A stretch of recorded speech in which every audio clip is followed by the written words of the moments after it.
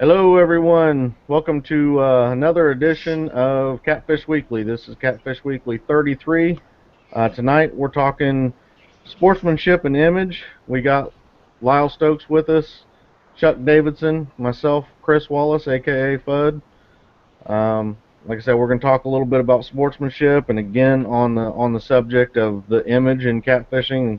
There's been a lot of things going on here recently in the catfishing world that we just kind of felt like, we would like to touch up on, and so I'm gonna go ahead and hand it over to Lyle and let you get us going on tonight's subject of the sportsmanship.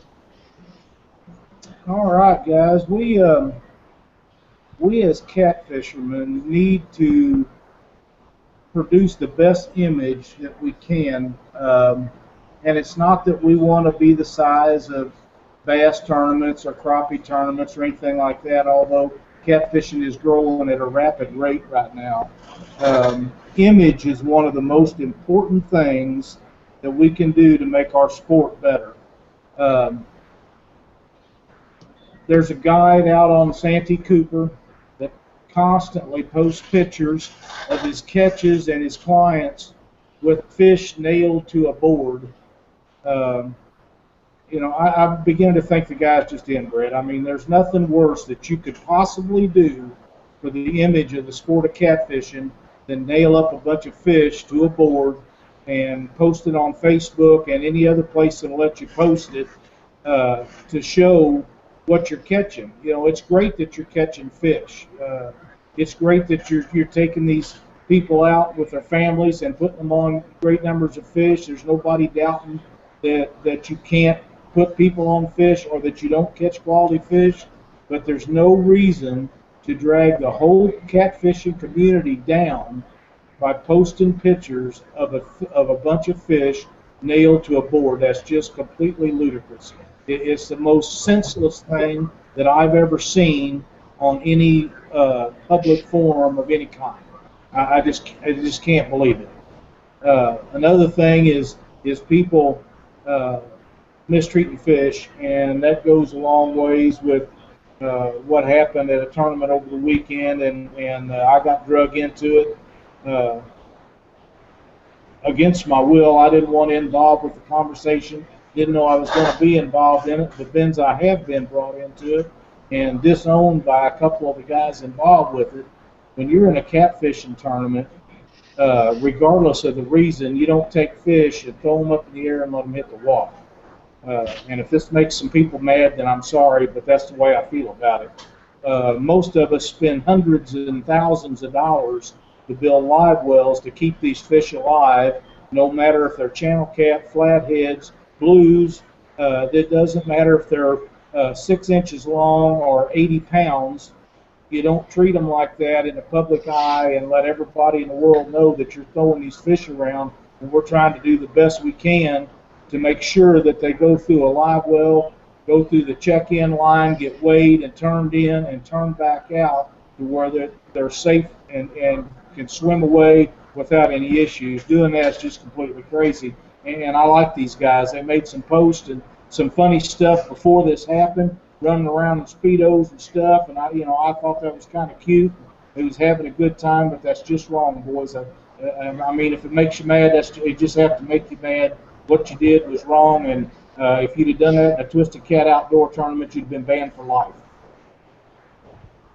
Yeah, I agree. I mean, I think that having a good time is having a good time. Nobody is saying that you shouldn't have a good time when you're out fishing and things, but it doesn't matter what kind of fish it is, what size, like Lyle said. Um, if you don't respect the sport that you're doing and have the respect for the other people in it, and really that is a lack of respect for the other people fishing that tournament and the sport that you're in. That it really, like, we're talking about image. That's, you got to think more about even what you're thinking and think about what other people will think, and the image, like, with what we're trying to get done in catfishing, that things like that don't help, along with the nailing fish to a board. That to that person, they're thinking that's an advertisement. That's going to bring me more clients. To me, and I think to a lot of people, and that's what we're going to try to do, is change people's view on this. We want all people who are fishing to see what and try to think the way we're thinking, and that's the conservation in mind, and that's with the sport of catfishing in mind, and thinking about things beyond catching 100 fish and nailing them to a board and being trophy fish. There's lots of people that would love to catch those fish, and you might think it's a unlimited resource, but I can tell you, I can guarantee you, it's not an unlimited resource. I've heard a lot of things about like the Santee Cooper Lakes and how there is tons of fish in there, and well, I think they're starting to realize there's some people down there that are starting to try to really fight for getting some regulations in place because of how many fish are being taken, and the decrease in numbers that is starting to occur, and it might even be rapid. At one point it'll just, it'll be a really, and the guys that are doing that, I think the advertisement for them with the, client holding up a fish with a big smile on their face would sell them more guide services than a bunch of fish nailed to a board. That's just me, in my personal opinion. You Absolutely. know, Absolutely. and then telling your clients, yeah, we'll keep all the eaters you want, and I consider eaters, 10 pounds, 12 pounds, whatever, and we'll get you a cooler full of some catfish to take home and eat, if that's what you want to do with it. But I do want to keep conservation in mind, and we're going to throw some of the bigger ones back, and I mean, that's not going to stop you from getting clients. Your guys are going to come fish with you and catch those fish, and they're going to be able to take some catfish home if that's what they want, and they're going to be perfectly fine with that. I guarantee it. There's another thing to touch on with that too, Chris. They recently passed the regulations on Lake the Ozarks and Truman Lake, and there's a half a dozen people or so down there that don't think that that's a good deal. Everybody else in the state and even out of state thinks it's a great deal, except for the very few that put up the propaganda that everybody's against it, which is a bunch of crap hole and everybody knows it. But there's two guides down there that take pride in taking every fish they catch that is legal to Cape and show pictures on their web pages and websites of a very nice butchering table, and in fact it's a whole building set up to clean fish, and they just roll them up there like cordwood and start filleting these fish out. And that's something else. That stuff should never be put on there. If you want to clean your fish and everything, that's something for YouTube, not on public forum. Yeah, I don't think that seeing the image of cleaning a bunch of fish, no, that doesn't do anything for clients. If you ask me, I would almost guarantee, you know, seeing seeing a guide that has a ton of happy customers of pictures and things like that. In most guide services you look at, that's what they're showing. You look at a lot of these other places, they don't show pictures of 40 fish in the back of a pickup truck, or hanging on a tree or anything dumb like that. They just got pictures of clients who are happy with a big fish in their hands, and that's what people really want to do. They want to go out there and catch the fish. They don't want to hang them on a board and have advertise for your business to show that you're able to catch fish. I mean, that's for you. That's not for your client. And if you start thinking about your client more, I think that's you're probably going to do better for yourself. But you also shooting your own self in the foot by taking so many fish out of the place where you're guiding, and even if you're taking a lot there, you're eventually, like I said, you're going to deplete the resource, and you're going to have more and more bad days when you're guiding. You're going to have more and more skunks, or more and more days where you just don't catch very many fish, and eventually you're just not going to be able to do what you enjoy doing, which is guiding. So, the smarter thing is just taking a few of those fish that you're catching and just release them, and practicing that, and teaching your clients that this is what's good for the species, this is what's good for our sport, for catfish, and it's all around a win-win. Well, one thing that I've always said, if you want to take fish out, don't put it on public forum. Nobody really cares as long as you're not breaking the law. Yeah. Nobody really cares if you take your fish that you're legally obligated that you can have and take them home and eat them. Nobody really cares, and nobody cares if you're taking out a fish that's been deep hooked and is going to die, is bleeding profusely. Things like that is understandable. There's no sense of wasting them, or if you're truly going to eat them. The couple of things that really get to me are people that talk about filling freezers every year, and then when spring rolls around, they haven't ate the fish, so they fill them out and fill them up again. That really kind of burns me, and I know it happens all the time.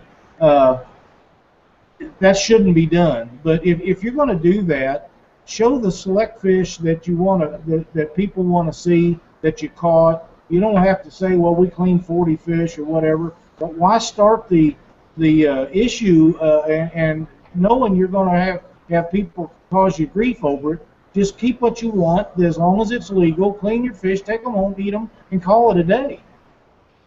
Yeah.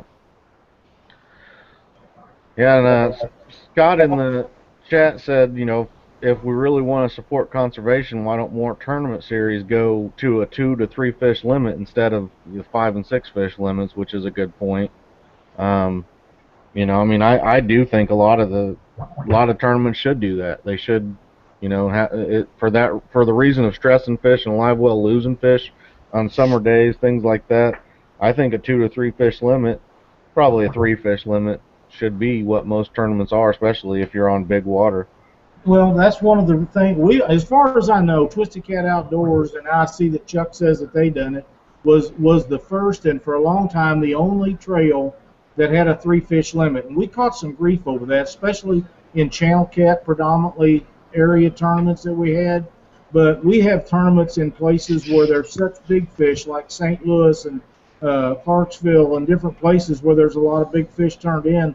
That most people doesn't have a live well for more than 3 fish, and they don't come in and weigh them in early if they're on fish, and I don't blame them. I wouldn't want to leave them either.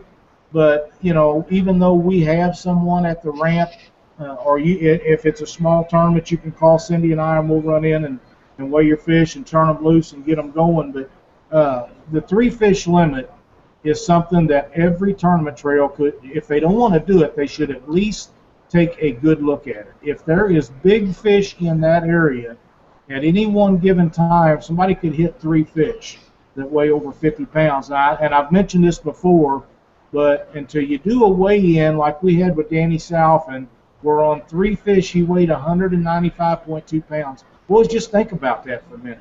Who in the world has a live well that'll hold 200 pounds of fish safely all day? That's a lot of fish. Yeah, I agree. Yeah, we did it for a few different reasons. One is, we want to get new people into the sport. Not everybody's got a 100-gallon live well, so we try to get it where if people want to start coming out and they got a 150 quart cooler, with some pumps and stuff in it, they got enough to put a couple of in, and we've got the 34-inch rule per person, only 1 fish. So if somebody does not have a partner to fish with them, they can show up by themselves and actually fish and be competitive. Because, they can have 1 fish over 34 inches, and everybody else, if it was 2 fish over 34, they would actually, he wouldn't be able to get 2 fish over 34. And it's also a lot more challenging, with 1 big fish and having to get 2 kickers to try to get your weight. But we talked about this, for about a month, and decided that was the best to go with 134 inches and with 2 under. Now, even up here and up north, in places where, let's say you have a lot of lake tournaments on a trail or something like that, like the ICA or some other clubs where they're fishing, lake tournaments and some big rivers and stuff. I kind of think that it's still a good idea to go to a 3 fish where normally you have a 5 or 6 fish limit. It doesn't make sense for sure to me on a big water like the Missouri, Mississippi, or Ohio, Because like Lyle said, not many people have a live well that could support them for all day long. And for the regular lakes, that just have mainly channel cats and things like that, you might think, oh well, you know, I could get 5 channel cats or whatever in my live well, and that's all fine and dandy. But when you think about, like with what Chuck said, getting new people into it, you're not really doing anything. You're not doing a service to the catfishing tournament scene of getting new people to show up, because most people, even with a 150 quart cooler, they're not going to go out and buy that stuff. They're not going to go do that to get into it or try it. They're going to, if they're a bass guy or a crappie guy or whatever, and they hear about a catfish tournament that's on a lake and it's just three fish, they got a 15, 20-gallon live well that their bass boat has. They might show up, fish that tournament, have a great time catching channel cats, and decide to become you know, a trail following catfisherman. It really, it's all it takes is fishing one tournament or something. That's how most people who get into tournament catfishing get into it. They just go fishing once and they're like, all right, I'm done catching bass. I'm done catching bait. I'm going for the fish now. I'm going for the predators out there. Well, one of the coolest things that you can ever see is I've been lucky enough to, well, or unlucky enough, however you want to look at it, to be at a ramp where there was a catfish tournament with a bunch of boats, and at the same time a bass tournament at the same ramp with a bunch of boats, and the people actually left watching the weigh-in for the bass to come while they was weighing in to come watch the weigh-in for the catfish, because the biggest bass was 4 or 5 pounds, and that was about the size of the smallest catfish weighed in that day. So, I've seen and heard of that happening a couple of different times. I just happened to be fortunate enough to be there at one, and their whole crowd left that took the bass tournament weigh-in to come watch the catfish tournament weigh-in. And I think the biggest fish that day we weighed was like 30 pounds, but still, that was that's a monster fish for them bass guys. They don't see. well, it was triple what the whole weigh-in for the biggest weigh-in them guys had. Yeah. Hey, y'all were talking about the blue catfish out in South Carolina and the Sante Cooper. South Carolina, they didn't regulate their blue catfish for a long time, and here recently, they passed some laws, and now they have the 36-inch. You can only have one catfish over 36 inches, over 36, and unlimited under. And then and starting in 2015, they're going to lower it 25 fish possession limit, and only 2 fish larger than 32 inches may be taken. That's on Marion and Moultrie, which make up the Sante Cooper. So, these guys from now until, this April 1st, 2015, they're going to be getting as many big blue catfish out of this lake as they can.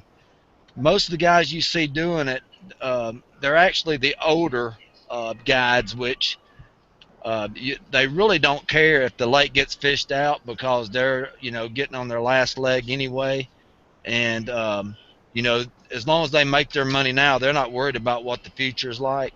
That's pretty much the way I take it.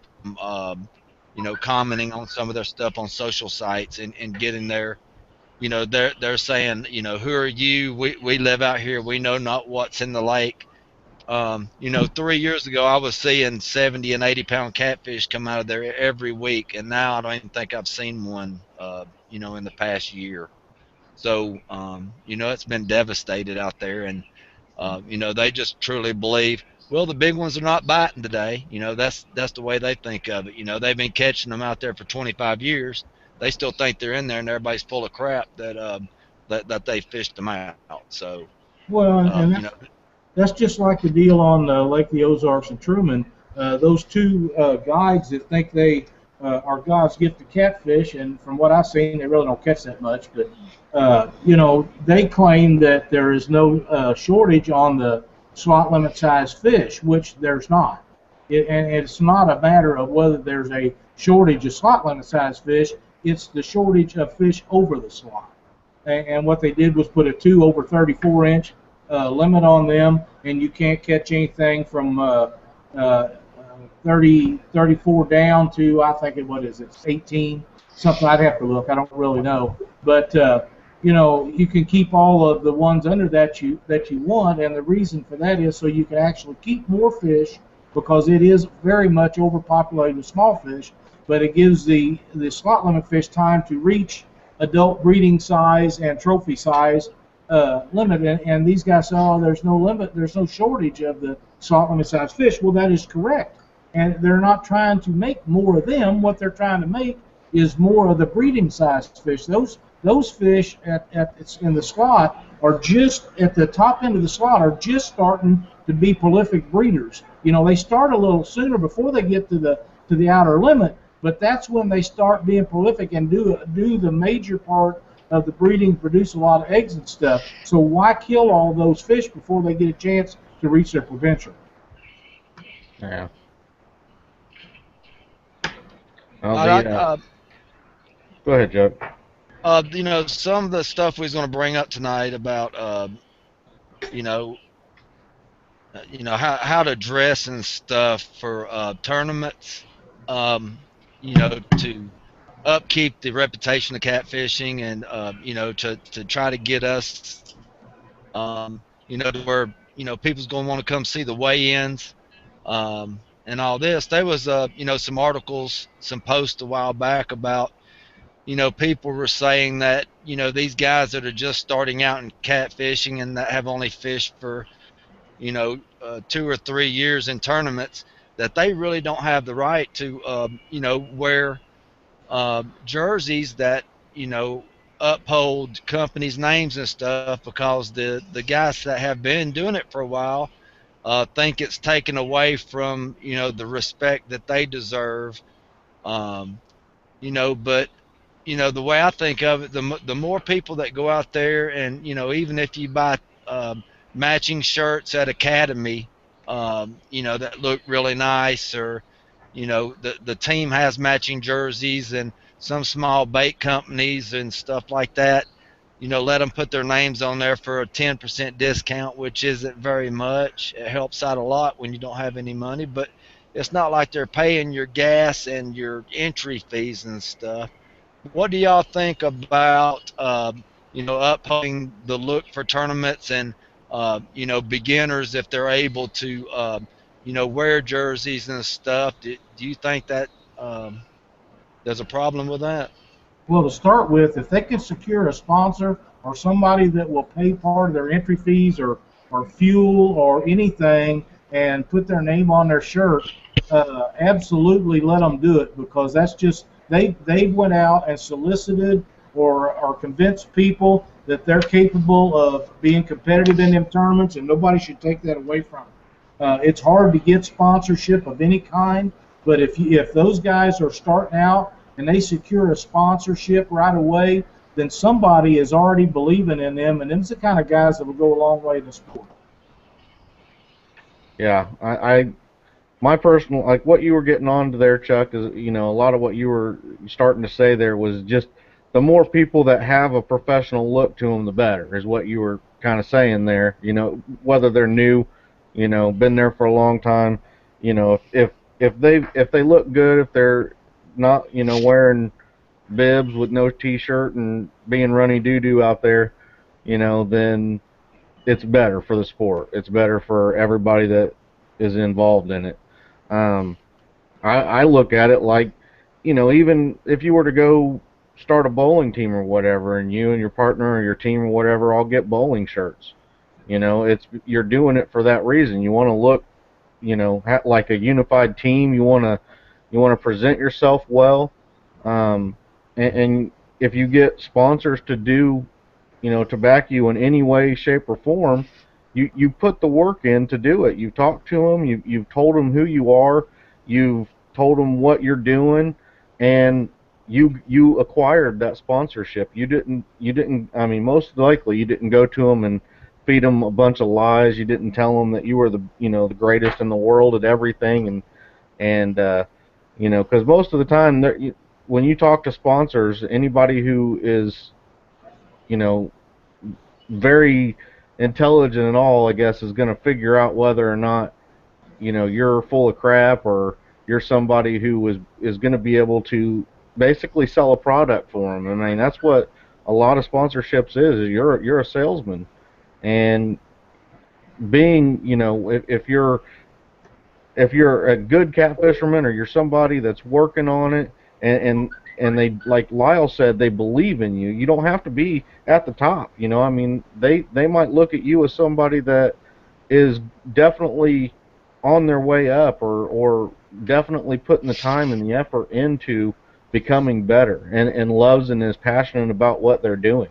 They don't want somebody, like, if I was to contact Lyle and say, man, I went to one of these weigh-ins, and I seen the guy that won it won like $5,000. Man, I'm gonna start doing this catfishing stuff. I need a sponsor, because I want to win some of that money, man. I'm gonna get that money. I'm gonna get that cheese, baby.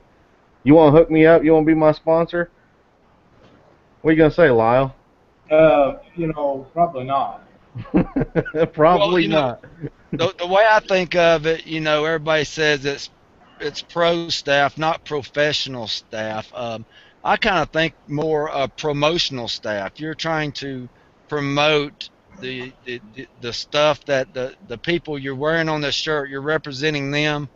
You're using their equipment.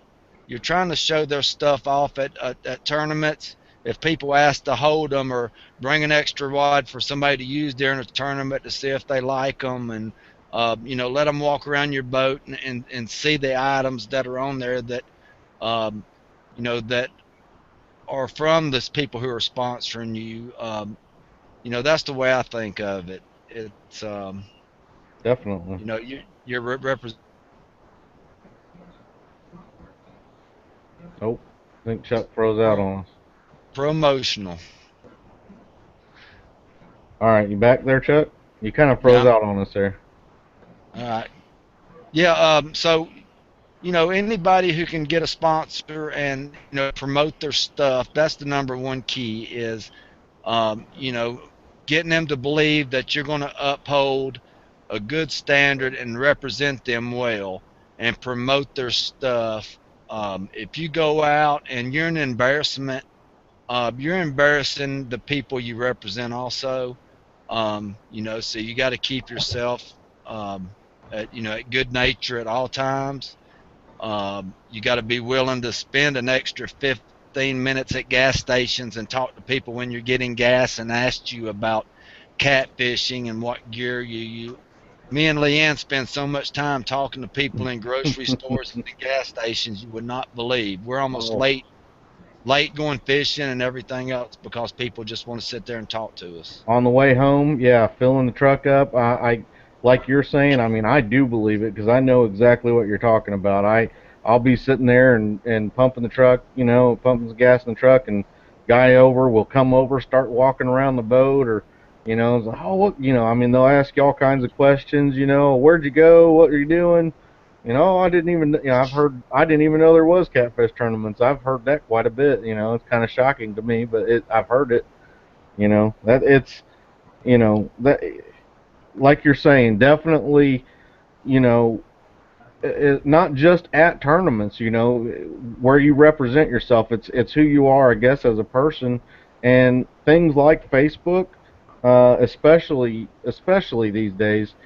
Sponsors are going to look at your Facebook account. They're going to look at all the, if you're constantly in drama, if you're constantly in feuds, things like that. That's not what they want. They don't want somebody that's in all that all the time. They you know, they want you to be a well mannered, regular person that is above that, an adult basically. And really, and you say that, and you think, well, we're all adults, but really, there's a lot of guys that don't act like adults on Facebook. There's a lot of a lot of grown people that don't act like adults on Facebook, and that is a true fact. It's sad. It's but it's true. And if anybody who's on my page, you'll probably notice that I don't post a ton. I don't I don't get involved with drama. I don't post anything like that. I don't post about how um you know, my baby's mama's next door neighbor's cousin stole my lawnmower, and I'm gonna kill everybody in the neighborhood because I'm so mad about it. It just that's not that's not an adult thing to do. I mean, and believe it or not, that's just it's true.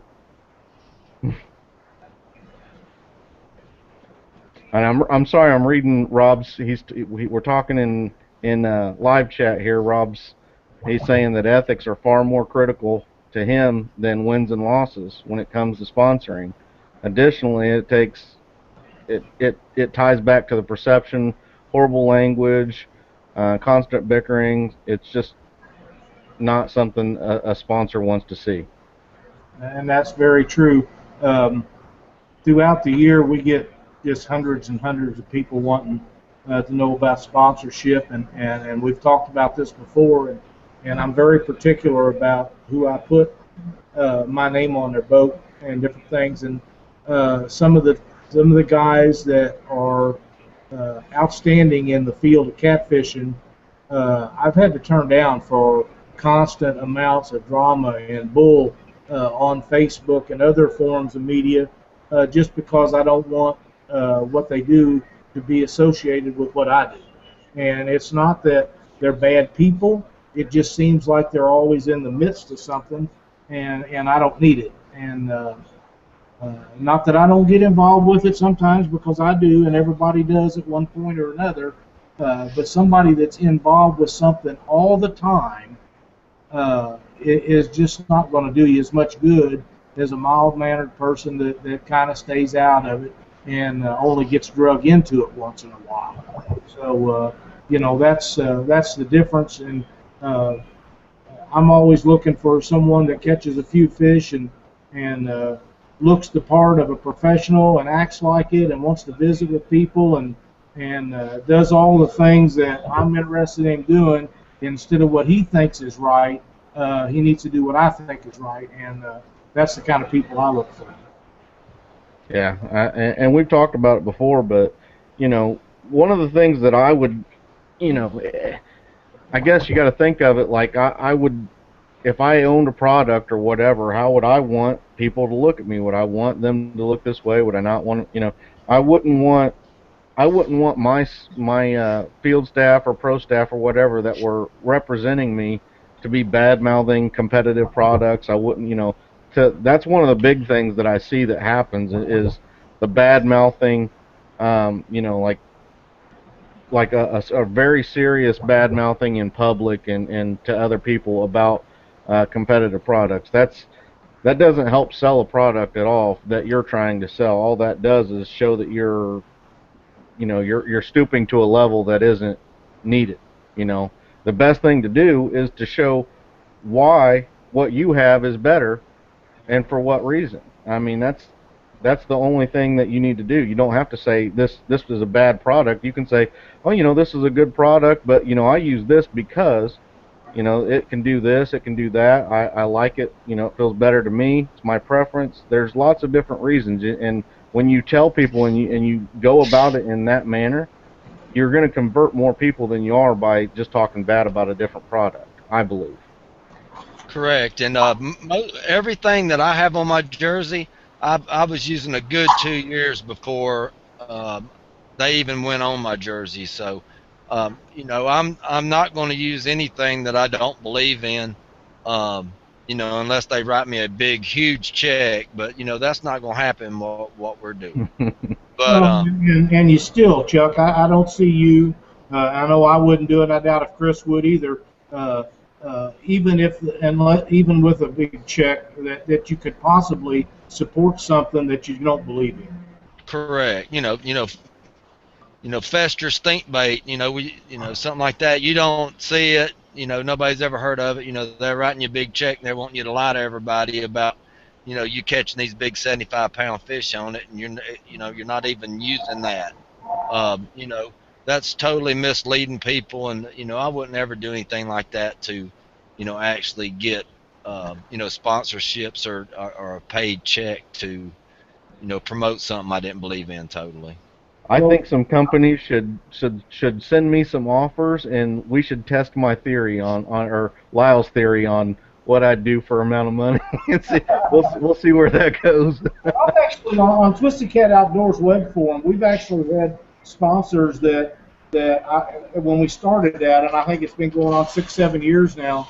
When we took sponsorships on trying to build the site, that we didn't know about, and come to find out they was just a bunch of crap, and we immediately took them off of there because we don't want to promote or support anything that's junk, or stuff that's not true. When somebody says that it does this or this and it doesn't do that, it doesn't do what they say it'll do. There's no sense of having them on there, and that was one of the big reasons why for my rod building is these guys tell you that their rod or this or that'll do this and that, and when you spend the money and you get it home and it doesn't do even close to what they say it's going to do, then you're disappointed, you're out the money, and you still don't have what you're looking for. So, one other thing on that though is the person that told you to get that, you're not going to listen to anything else they ever have to say because they steered you so wrong.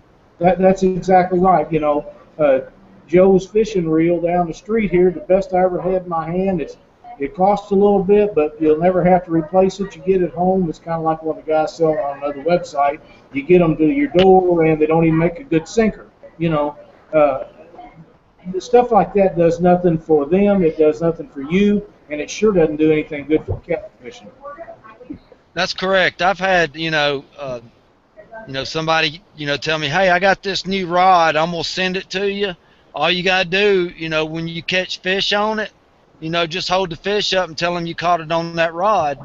And a month later, they'll send me a message on Facebook and say, I haven't seen any post on that rod yet. And you're like, man, they've hit every rod in the boat but that one. I'm not going to lie and say I caught it on that rod and I didn't. I'm going to wait till I catch one on it. And that's just how I do. I could have held up a fish and said, oh, I caught it on this rod, but, ethically, I'm not going to do it. So I'm not going to say I did if I didn't. Well, and a lot of the TV shows, they're all scripted, and I enjoy watching those as much as anybody. But a lot of the times, they're reeling in fish that was caught by somebody else or before, and they have a script they go to and they try to stick with it. There's not as many of those shows that's actually true to form as you might think. Yeah, and like Chuck was saying, I seriously contacted one of my sponsors. I think I talked to him for 3 to 4 years, in a row, and I got declined every year in a row. And finally, you get on with them. I mean, if you develop, a relationship with a person, even if it's just one where, I talk to him, and then periodically I'd send him a thing saying, I'm doing this year, and I'm moving up. I'm still interested, and I'm going to apply again next year. You're just keeping touching base with them. You're letting them know that you're not a fly-by-night person. You're not somebody that's just, trying to get whatever you can get for free. And I tell people that. A lot of people ask me about sponsorships and how I got mine and all that stuff. And one of the first things I say, and I don't ever say it meaning it in a rude way at all, but it really is, don't contact them thinking about what you're going to get from them. You need to contact them thinking about what you can do for them. That's exactly right. And but let's get back on the sportsmanship and everything. But before we go back here, I want to go ahead, and do the whiskerware giveaway. I believe this is the last week for it, so I'm gonna go ahead and do a screen share, and we're gonna do a giveaway here real quick.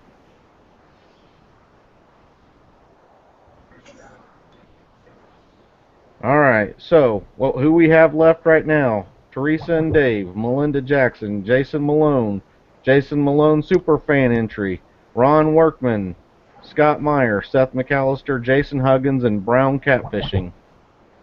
We're going to put you into random.org here, and we're going to randomize it 5 times. On the 5th time, whoever's name is in the first spot is going to be the last winner for the whiskerware giveaway for this month.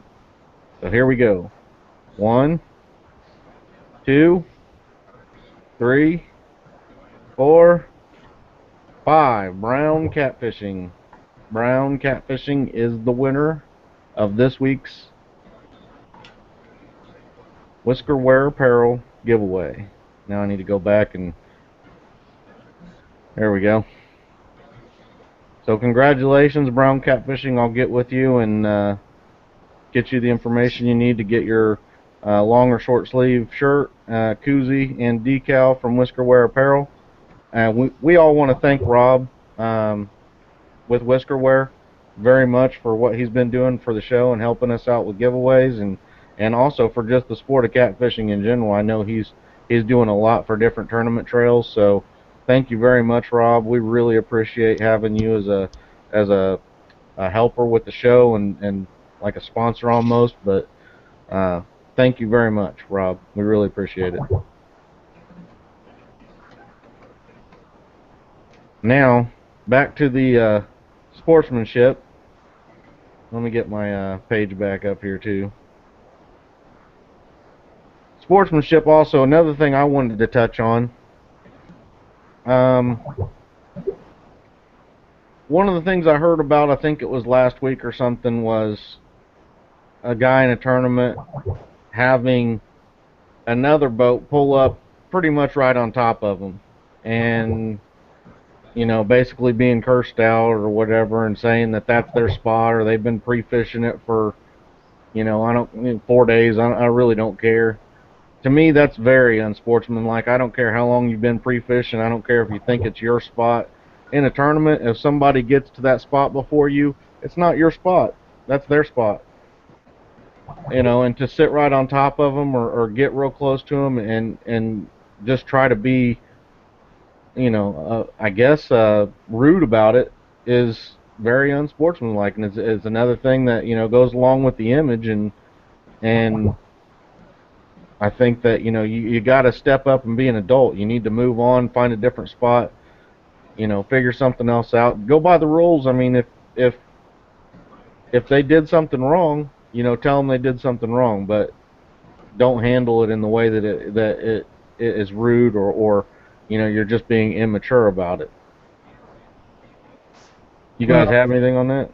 Well, there's some of that that's went on at a couple of different places the last week, and some of the guys they call, and I, you know, believe it or not, I'm really not the tournament police, but I hear about everything, good or bad, that goes on in tournaments all over the world or all over the United States. And one reason is, especially during night tournaments, all these guys know I'm up late working, and you know, they message me or call me or whatever, and so and so's doing this or such and such is doing that, you know, and I really don't mind hearing it, but when it comes to being a good sport about catfishing, boys, I'm telling you, if you think you're gonna make a living catching catfish in tournaments, you probably need to wake up because you're dreaming. I mean, you can make a little money off of it if you hit 2 or 3 in a row, but if you figure it out over the period of the whole fishing season and how much you spend and how much you won,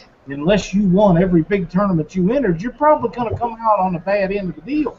But, you know, if a guy's in your spot and you're supposed to stay so many feet or so many yards or whatever it is from him, you know, he may not be set up on that spot right. He may not catch those fish. And chances are, if he don't catch them in 20, 30, 45 minutes, maybe an hour, he's going to be gone, and you can go in there, set up on it correctly, and catch the fish you know is there. I mean, it's not a big deal. One of the things that I got called on the other night from a guy in a tournament was one guy was anchored up and another one come drifting by him, you know, and he's supposed to stay so many yards away from him. Well, in that case, they tangled up lines. You know, they was mad because the guy drifting tangled up their anchored lines, and there they all both are trying to get them all untangled. It's common sense, fellas. It really is. You guys know that they're sitting there anchored out. Why in the world would you drift by them knowing that you got a chance of tangling up 2 or 3 of their lines and tying both of you up for 30 minutes? Because I promise you, if I'm fishing and you tangle me up, I'm taking a knife or a cigarette lighter or something to your line so I can get mine retied and get them back out there. I'm not going to fool with that stuff. And I don't mean that in a bad way. It's just that I'm in a tournament. I'm trying to do the best I can, and that's the fastest way I can get my lines back in the water. You know, that's just the way it is. But I've been hearing an awful lot of this in the last 2 or 3 weeks from a whole bunch of different places and different people. And there's plenty of fish, and there's plenty of water, and there's plenty of room for everybody. Yeah. Yeah, yeah. If you go out pre-fishing the day before and you see somebody fishing in a spot, you know that that don't mean that it's their spot. That's why people draw numbers. That's why there's a certain order you take off. The first person to get to any spot, it's the first person is there.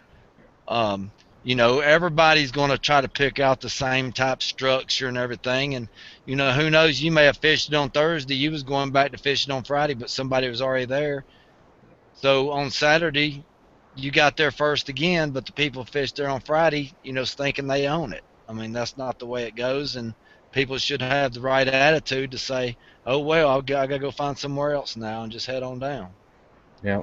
That's part of just being mature, being an adult about it. A couple more things before we talk about this a little bit more. I'm not sure how much more we got, but I want to go ahead and do a screen share again, and I just feel like we should do this. It's something that this is whiskerwearapparel.com. This is his website. I believe I've talked to him a little bit. They're working on a new website. I don't know if it's anytime soon, but this is their website right now. I think you guys all should go check it out. Get yourself a long sleeve or a short sleeve shirt. They're real cool designs. He's got hoodies, accessories like koozies, things like that. You can see on here he's got different colors. He's got them for the ladies. He's got them for the guys. He might even have some for kids. If he doesn't have them on here, he might be able to get you some. Just send him a message on the contact button there. But definitely check his website out. Get you some decals, a koozie, whatever you want to do, and support the guys who are supporting catfishing. So. Well, and like I think I mentioned this last week, we all have a lot of shirts and different stuff from different wear. And by the way, I received an Indiana Hunter T-shirt through the mail the other day. I was just so happy to get it. Cindy snatched up on it right away, and that's all good. But it is a really nice gesture, and thanks, guys, for sending that to me. But the quality of Rob's stuff is second to none. I get shirts from places, and the one that Jason and them sent me the other day, Jason and Heath, it was very nice, high quality. But everything Rob's got is just a step above everybody else's. He don't use cheap material, cheap shirts. He uses good stuff. The color stays fast on the material, and you just can't beat a quality product. If you're going to spend your money anyhow, you might as well get something that's going to last, and that's what he's got. Yep. I think Jason sent me a text and he said, for them guys that are in your spot, he goes, you could just do the old FUD to him, pull up next to him, point at him, and say, stay out of my spot. Yeah. Well, you talk about the spots. A year or two ago, when we had our other boat, it was really, really fast, and rarely did I have to worry about anybody ever beating me to a spot. There just hardly. There was a couple of boats that I couldn't outrun, and I'm not going to say that I could outrun them all, but there was very few of them that did. There's a guy from Quincy, Illinois. I don't know what he's got, but I'm telling you what, I'd be running 60, 65 mile an hour, and he'd go around me like I said still. But for the most part, I didn't have that issue. And now that we've got a more comfortable boat for us, it seems like everybody outruns us, and there's nothing wrong with that, except for if I've been watching a place and checking on it pretty regularly, I know there's fish there. If somebody gets to that spot, you got to have a game plan to where you have a plan on getting in to another place. When we go out and we're pre-fishing these tournaments, we'll make a list. Well, this is our number one spot. This is where we're going to try to get to first. If somebody's there, we're going to this place, and then after that, this place and this place. Very rarely will you have to go to more than two places to be able to fish a spot. If somebody's in your first spot, like I say, there's a good chance that just because they know fish is there does not mean they know how to set up on it right or how to drift it correctly or how, whatever the case is, to where they would be catching the fish. And if they do, they may be catching small fish. The fish may be feeding up on the shallows. They're down deep. You may want to fish them deep. You may want to fish them on the bend. You know, there's a lot of variables to whether they're going to catch the fish that you know is there or not. So give them time. If they don't get what they think they need to get, they're going to be moving along. And you move in there and set up like you're supposed to, and you'll catch the fish. You know, so that my spot stuff. You know, we had a deal like that happen a couple of years ago, and one guy's boat wasn't quite as fast as the other, and they've been pre-fishing this, and he went to pull in the spot, and another guy actually pulled in right in front of him and towed his anchor out.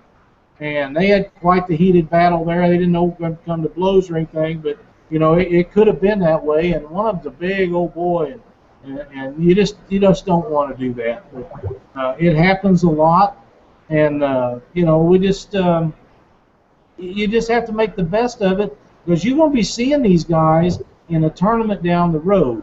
And if you get aggravated at a tournament, don't quit fishing just because somebody has done something to upset you. Just, you know, forget it, go on back, beat their ass the next time, and call it a day. That's just what you got to do. In the tournament, not literally. Right, yeah, that's right. Outfish them is what I'm trying to say. Yeah. Don't get mad and quit fishing tournaments, even though it is upsetting. Go back to the next tournament, take their money, and call it good. Yep. Another thing real quick I'm going to do is the 5 people who posted on Catfish Weekly, that we want to say thanks for posting on Catfish Weekly and keep posting on it. Nick Plumer, Lee Dickerson, Josh Hackathorn, Thomas Wakefield, and Adam Winder. Thank you guys for posting on the site. Please keep doing it. We enjoy it. Fish pics, you know, some nice catfish or kids fishing, you know, your kids or nephews or whatever, you know, just post that stuff on there. It's all great content to have on the site. You know, we appreciate it. So keep it up. Thank you. Hey, you know, you mentioned Adam Winder's name, and Adam is really cranking up on this catfishing deal. He's been hitting some tournaments, been pretty successful. He has a great friend that is a personal friend of mine also, Jason Mathena and his mother Vicky, and Adam fishes with them at the Monsters and a couple other tournaments. And Jason, and I'm not saying that Adam doesn't know how to fish, but Jason has shared some information with Adam, and Adam probably has shared some information with Jason. And these guys are going to be somebody to reckon with at every tournament they're in. They're learning from each other and doing really good. But Jason's so knowledgeable, and him and Adam get along so good, and they're really tough in a boat. And I look for them to be one of the teams to beat down there in October. Yeah, I need to get with them, both of them, and see if they'll teach me a little bit. Adam's been doing really good here lately, and I believe he fished with Jody in a tournament here a while back, and they won the tournament. Is that correct? There was a tournament in Owensboro that I think Jody, I don't know who was with Jody. I think it was this weekend. Jody's another one. He's been on fire here lately, and congratulations to them guys, because you know, they're in an area that you know, people say all this and that about that Ohio River, and you know, I'm as bad as anybody else about that. But when you go in there and get some of the competition that them guys are fishing against and win, you've had a good day. You know, and that's another thing. The guys over around Kansas City this year, they have absolutely been putting some monstrous fish in the boat. And them guys over there that's winning Brad's tournaments, you know, they've earned it, because he has a big turnout, and them guys have been putting some monster fish in the boat. Yeah, this I guess it was a good day on the Ohio River for the Indiana Catfish Association's Open tournament they had in Leavenworth. You know, the problems that we're facing on the Ohio River, the weigh-in that they had this last weekend doesn't represent that real well, but you know, there are days where the fishing is just better. But overall, there's still problems. I just want to say this up front. But Kearns, I believe, weighed in 167 pounds from the Ohio River this weekend. Second place, I think, was and John, Casey Tudorow and John Lemaster. I believe they had like 153 pounds or 157, somewhere in that. And then Chuck and James with a 61-pound blue, I believe, was Big Fish, and 130 something pounds total at third place. That was an excellent weigh-in from what I hear, and congratulations to all you guys for that tournament. Well, and Phil Brown won the shirt package a while ago from Whisker World, but and I don't remember who won the tournament. And I'm sorry, fellas, I can't remember them all, but Phil and his wife won the tournament out in Calamus over the weekend, and his wife set a personal best channel cat. What was it? A little over 21 pounds. Just a monster of a channel cat. But Calamus is known for having great fish out there, and congratulations to those guys too. Yeah, he posted in the chat that one of the things, he was out there drifting, and he was let's say he was out there for about an hour. No, actually, he was out there all night drifting by themselves, and then after an hour there was 5 boats all around them, and it happens, and you just got to adapt, and that, be mature, figure out something else, adapt, figure out what to do. Don't pull over next to them, start slinging weights at them, or pull a gun on them, or threaten to beat their butt when they get to the ramp. None of that stuff is good for the sport. It's not good for for yourself.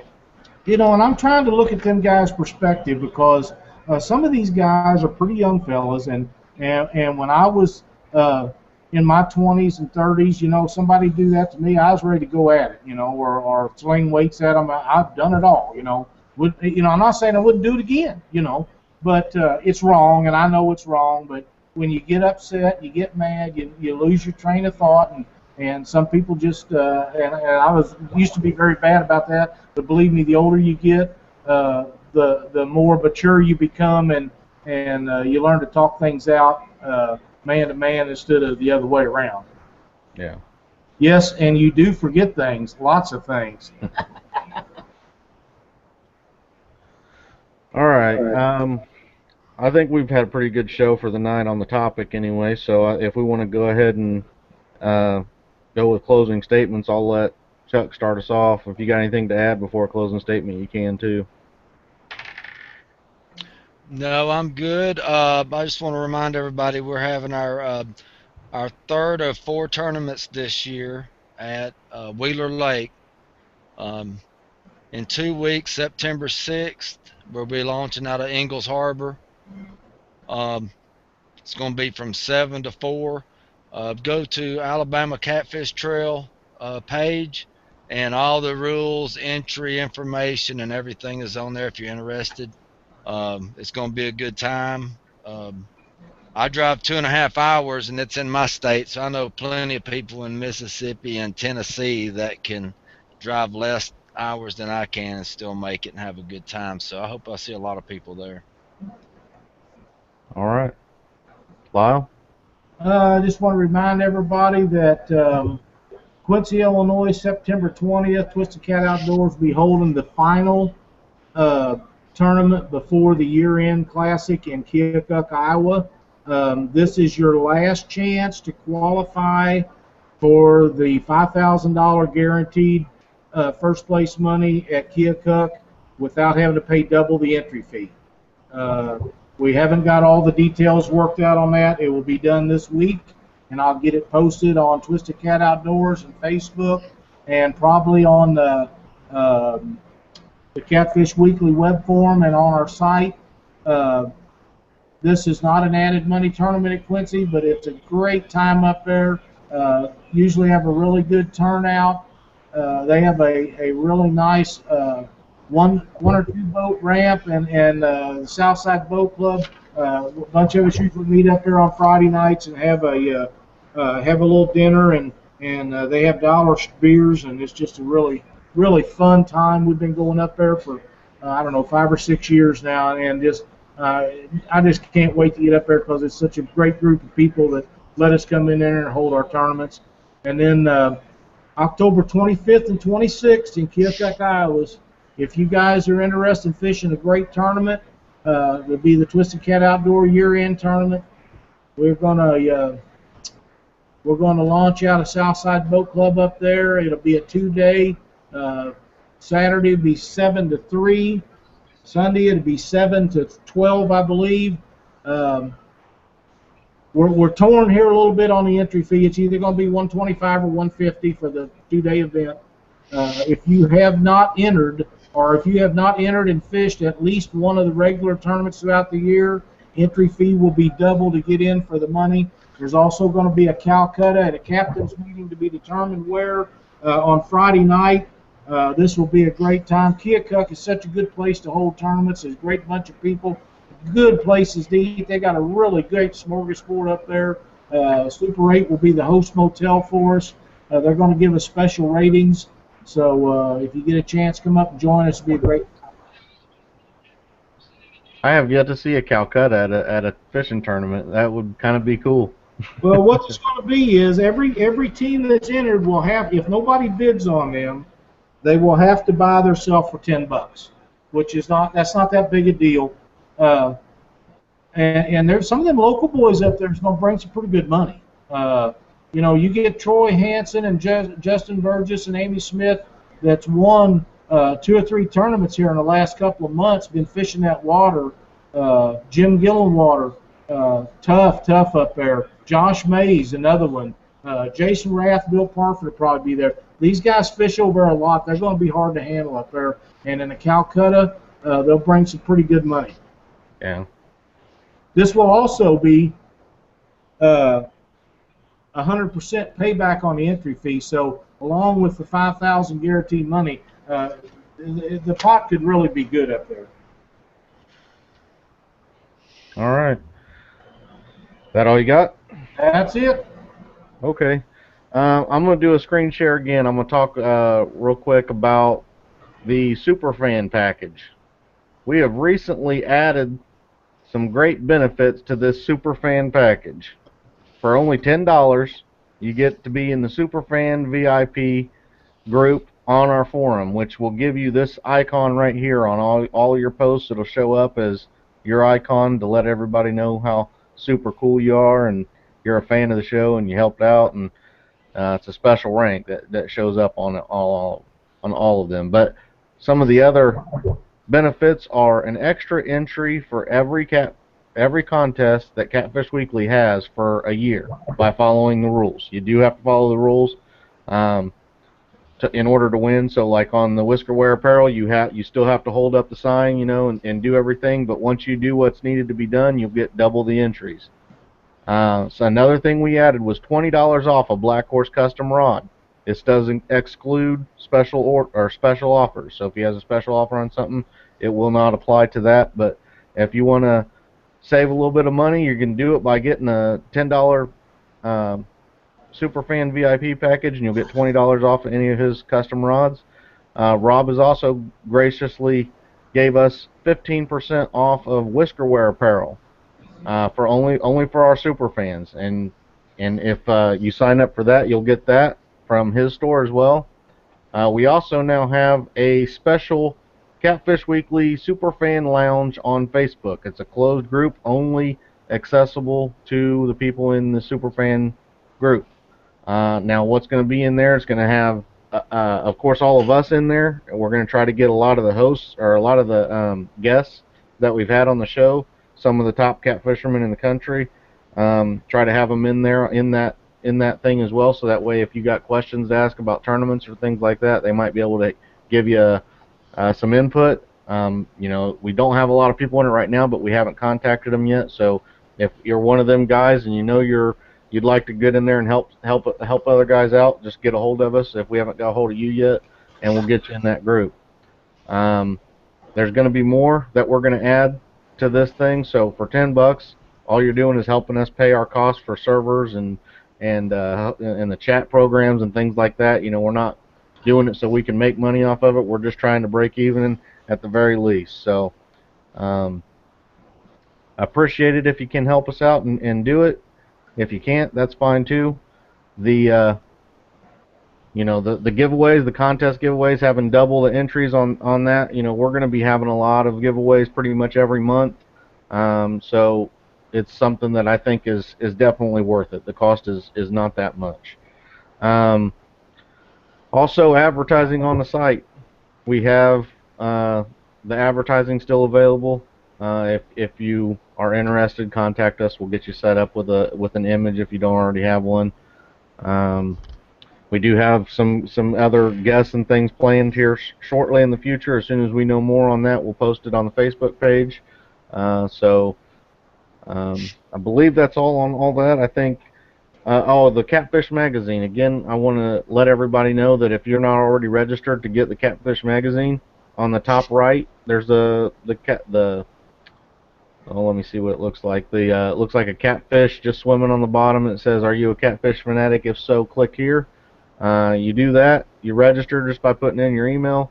You'll get a digital magazine that's sent to you. I believe bi-monthly is the way they do their magazine. So you'll get a magazine that's 25, 30 pages long every 2 months. So do that. It doesn't cost anything. It's completely free. They're not going to spam you with all kinds of emails or anything like that. And there's some really good articles in that. And there's also Catfish Weekly. So do it for that, if anything. Besides that, I believe